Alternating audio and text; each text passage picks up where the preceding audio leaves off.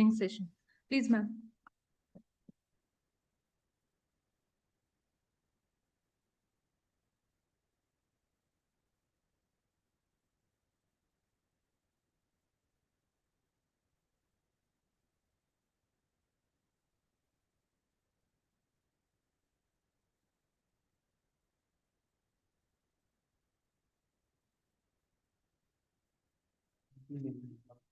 I don't know. Can you go to the first slide? First slide. Second.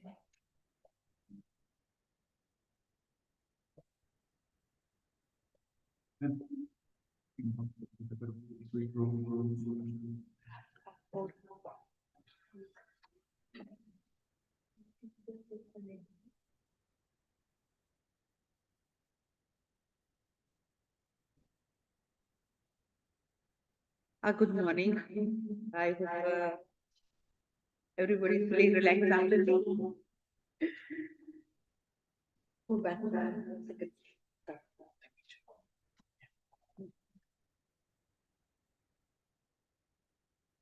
We'll be talking about the DNA printing.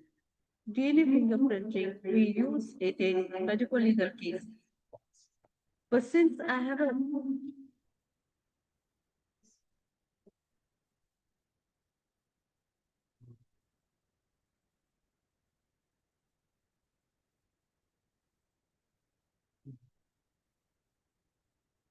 but since I have an is it? So since I have a privilege to work in a hospital, I work with some clinical aspects also. Now DNA fingerprinting, you have heard because it has a collaboration with the law. Courtrooms don't work without the forensic evidences, and DNA fingerprinting is one of the most accepted evidence. Although every evidence is accepted, but it's more reliable on DNA since DNA has come into has been established. It also helps us in the hospital services. At present, it helps in the two fields. Earlier, I used to work on chimerism.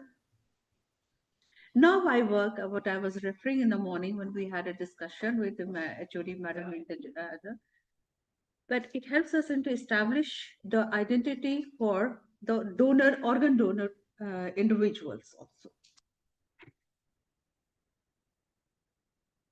Although this forensic DNA, the main concept is that it establishes the identity of an individual. It doesn't say that who has person A has killed B or person B has killed person A. No. It only establishes the identity of an individual based on the evidences which are submitted by the investigating officer. It totally relies how the investigating officer performs his duty. Performs his duty means how carefully he handles the evidences. Because DNA is a very sensitive technology. Because as it is based on PCR technique, that is polymerase chain reaction. I don't know how many of you are from the science background, but I'll come to it. At present, I have handled 3 cases, 3 projects working on the chimerism. Now, in layman's language, what is chimerism? Chimerism is basically when we find the 2 DNA fingerprinting profiles in one individual. 2 profiles in one individual. Next. Now it depends. I worked on what is the best sample to be collected in such situation, because at randomly the forensic scientist, he collects the buccal swab, the hair follicles, the blood stains and other things at the scene of crime. But my task was, what is the best evidence to be collected? Now, how this thought came to my mind? I was going through a newspaper from USA. a female who alleged that she has been raped because in her blood sample, saliva, the two DNA profiles were found. She alleged that she has been raped. And when the DNA fingerprinting was done, it was found that yes, there are two profiles. But later it was found she had a genetic chimerism. Now, another case was there was a person who was undergoing a trial in a court. He had some disorders, leukemia. He was taken to the hospital where HSCT was done for him. That's a bone marrow transplantation. Let me share that presently the criminals are more advanced in their technology than we common man, and they are more aware. They are more aware of these things. जो वो आज सोचते हैं वो हम अगले 10 साल के बाद सोचते हैं. They are more intelligent than any scientist or doctor or engineer. They are more intelligent than us. बाकी चूक किसी से भी हो सकती है, वो डॉक्टर से भी होती है, इंजीनियर से भी होती है, criminal से भी होती है, but I still find them they are more intelligent than us. This criminal, when he was he underwent this HSCT, he was admitted in the hospital. One fine day, he runs away from the hospital without telling anybody. He commits a crime, comes back to the hospital. At the scene of crime, the evidence is collected, did not give any profile. The DNA analysis was done. His profile was not found. It was, so he was like he thought he's safe. But finally, because of the other circumstantial evidences, he could be apprehended. And later on, it was found, oh, because he had gone to HSCT, because his body had a bone marrow from some other person, the donor. That is how this DNA fingerprinting was not established in the evidences which were collected. So these two reports, were, I mean, my initiative, how how it came to my mind that I should work on this aspect. So the Alex says, you are not a victim for sharing your story. You are a survivor setting the world on fire with your truth. And you never know who needs your light, your warmth, and reaching courage. Next slide. Now, forensic science is like a magic, but it is real. Next slide. Forensic science, it offers a great potential as it draws on almost every discipline, as we mentioned in the morning, like physics, chemistry, mathematics, law, everything. And in doing so, it creates widespread opportunity for innovation. So, written by the Mark Buffett. Next slide. Biology, a part of the forensic science, is the most powerful technology ever created. And DNA is a software, proteins are the hardware, and cells are the factories. Earlier, it was not found, but it was assumed that the proteins are the genetic material. Genetic material is one from where the genes transfer. But later on, it was found that it's not the proteins, it is the DNA, which is the genetic material. And with genetic engineering, one is able to increase the complexity of our DNA and it improves the human race. You must have heard about the dolly sheep, right? So people tried with the genetic engineering to do all these things. It is possible, but we don't have an ethical clearance for this. Because why? एक इंदिरा गांधी गई तो दूसरी इंदिरा गांधी आएगी, एक Osama गया तो दूसरा Osama आएगा. So we don't want such things. So we don't have this ethical clearance for all these things. But yes, in genetic engineering, it has helped us a lot in the field of treatment or in the field of diagnostics. Because it helps, of course, the research has almost been done in the US and other developing countries, maybe not in India. There are particular genes. Suppose a genes which are responsible for the cancer diseases, they can be repaired with the passage of time. The still the things are getting worked out because we have the stem cells now. We work with the stem cells also. The stem cells also try to regenerate your cells again. Like my father had an Alzheimer's. So I was suggested by one of my friend who is the head of the department of this stem cell facility at AIMS. She suggested that we should go for we should insert some stem cells in your father so that some new cells will regenerate over there. But again, we didn't have an ethical clearance at that time for the Alzheimer patients. I don't think it is still there for at least Alzheimer patients. RBC people do it for some cornea treatment, but it has. But, but yes, genetic engineering, it does help us to repair some of the cells for the further treatment. Next slide. The nitrogen in our DNA, the calcium in our teeth, the iron in our blood, and the carbon in our apple pies were made in the interiors of the collapsing stars. And we are made up of this star stuff. Next slide. But DNA neither cares, it nor knows. DNA just and we dance its music.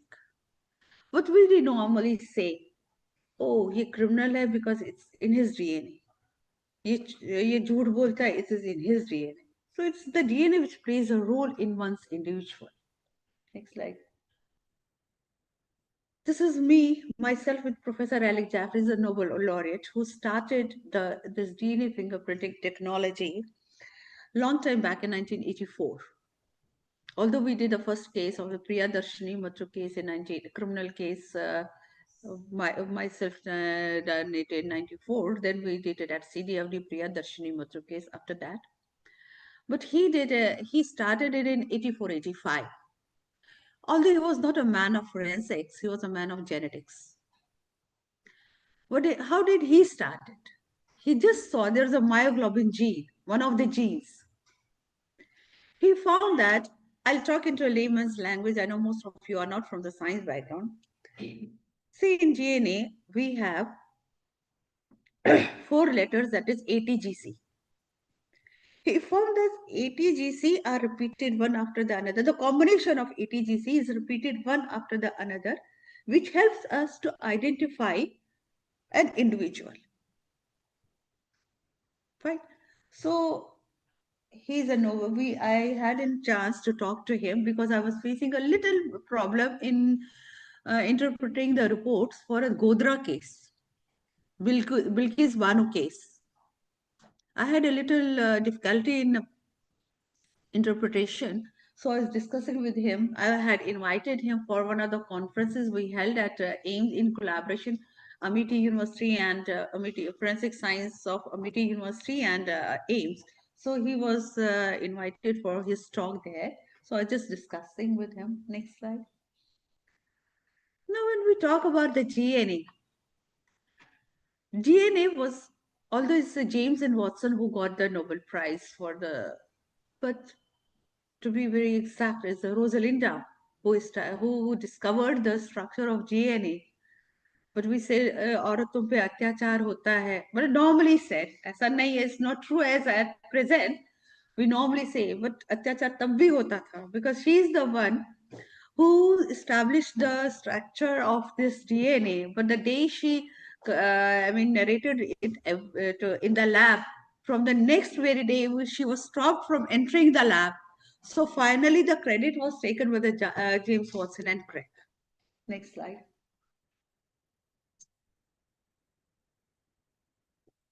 But later, in 1952, it was proved that the DNA is the genetic material. Next slide. And 62 males, James Watson, who took this to their credit about the DNA. Next slide. Next slide. James Watson writes, the molecule of DNA is so beautiful that its glory is reflected on Francis and me. Next slide. Now, DNA is present in every human being. It is present in all human beings. And 99.9% of DNA is present, same in all of us on this earth. Now, it's 0.1%, which is different, or what you call it's polymorphic. 99.9% of DNA was earlier referred as junk DNA.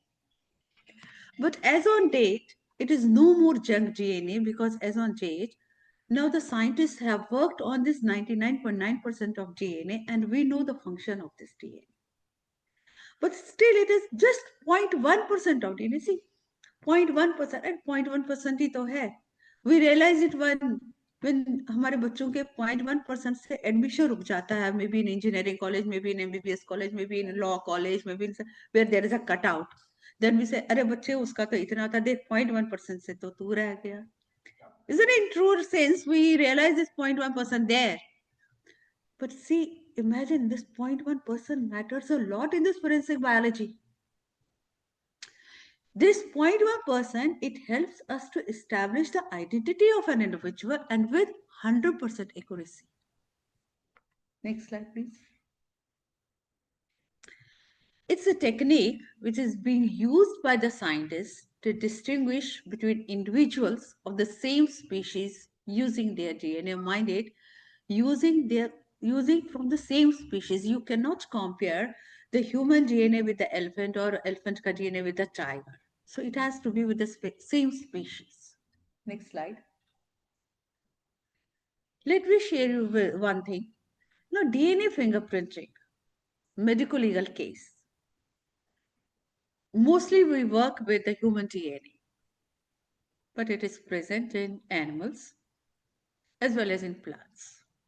I share one story of the plants. There was a basmati. There were two businessmen in USA. One was from India, one was from Pakistan. The Indian both were selling basmati rice with their tags. One was from India, one was from Pakistan. But the one from India, he had a very good sale. One fine day, he observed that the person from Pakistan, he also has the same sale, and in fact, he was getting more sale than this person, Indian. And he realized it is the same basmati what he is selling, but in the name of Pakistan ka jo bhi company tha. So he referred this to the Ministry of Commerce to India. So when I was working at CDFG Hyderabad, the samples of both these basmati were sent to us. Once upon a time, India-Pakistan was the same land. What happens in such cases? The basmati, the genus is same, species is different. So we could make out we had to develop the markers. We developed the markers and we could find out that the two varieties of the basmati. So it is how the DNA helped us over there. Now, when we talk about the animal, all of you are aware of the Salman Khan case, correct? So when I was at CDFD only, that time only, the confiscated tissues were sent to us, to my lab there. The question asked was, does this tissue belong to the black bug?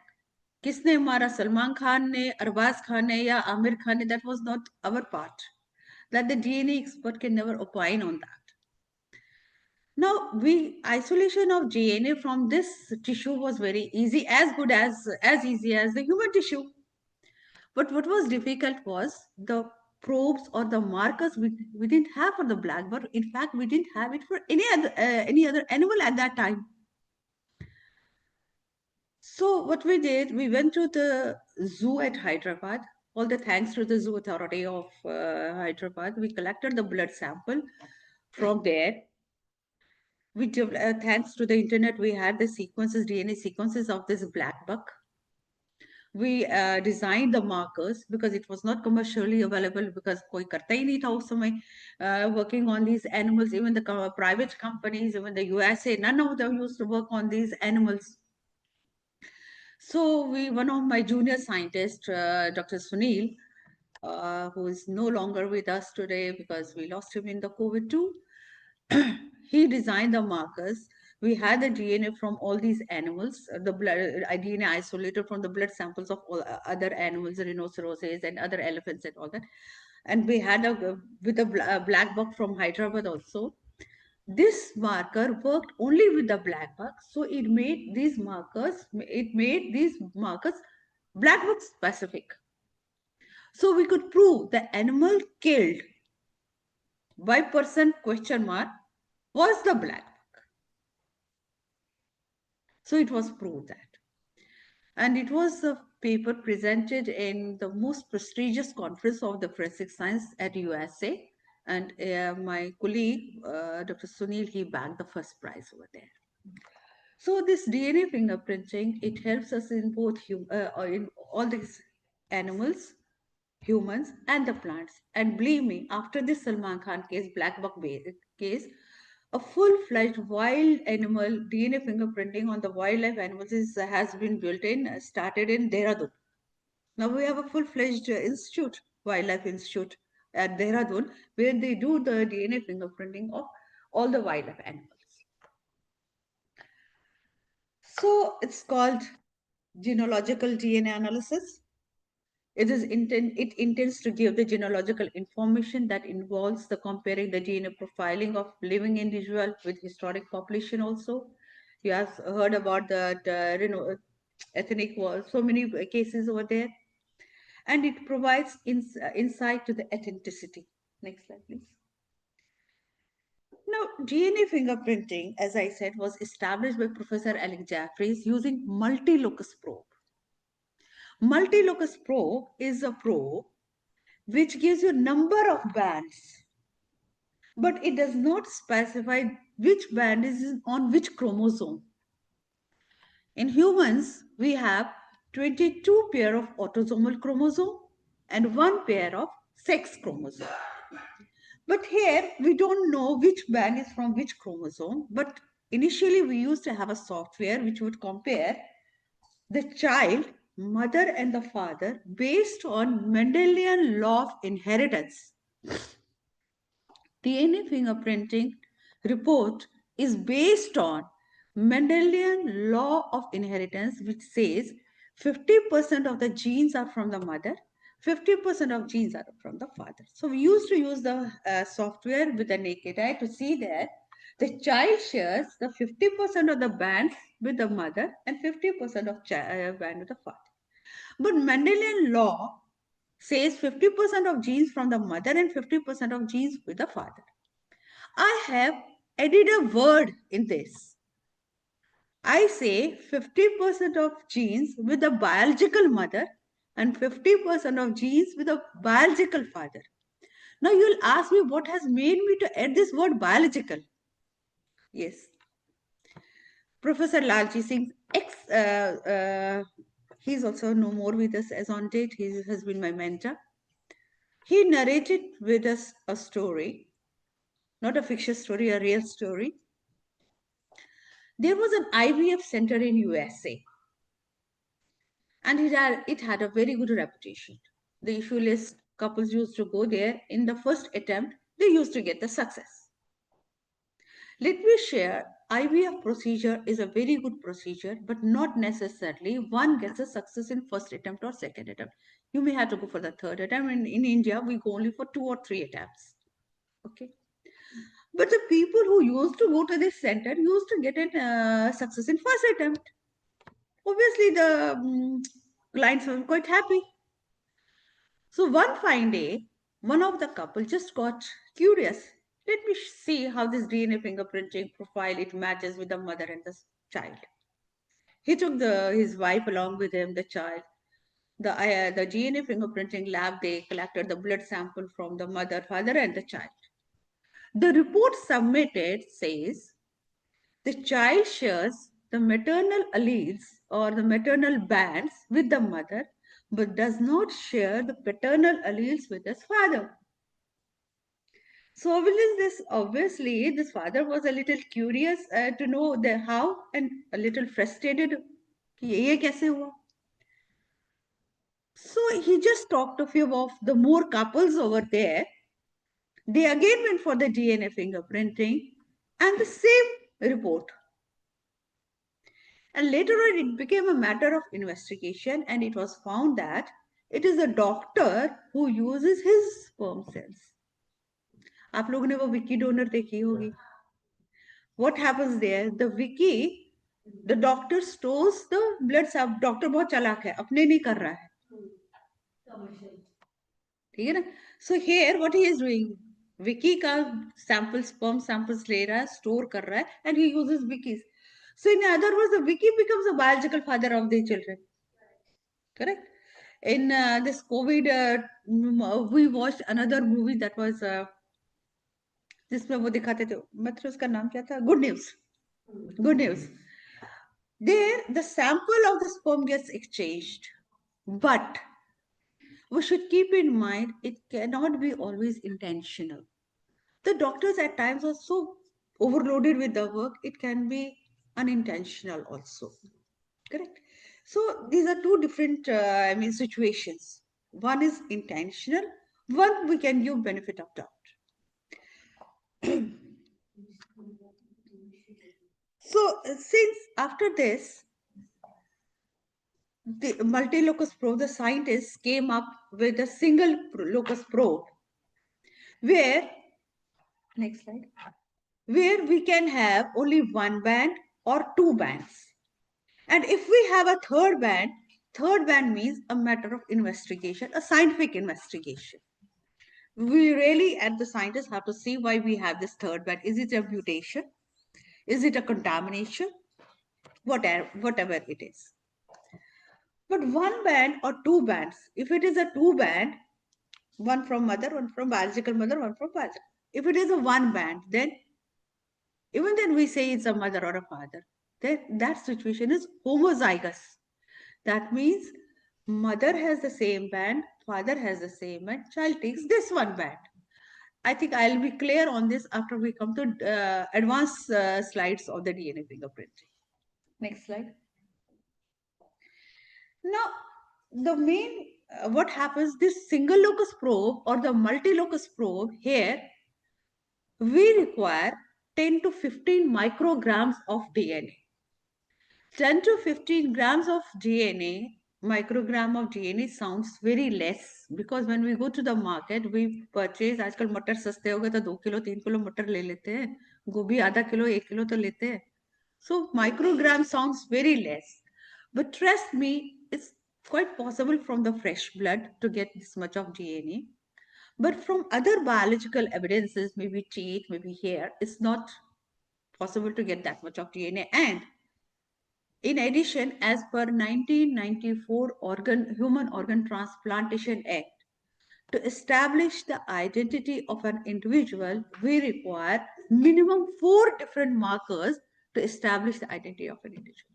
So when we have to use 10 to 15 microgram of DNA,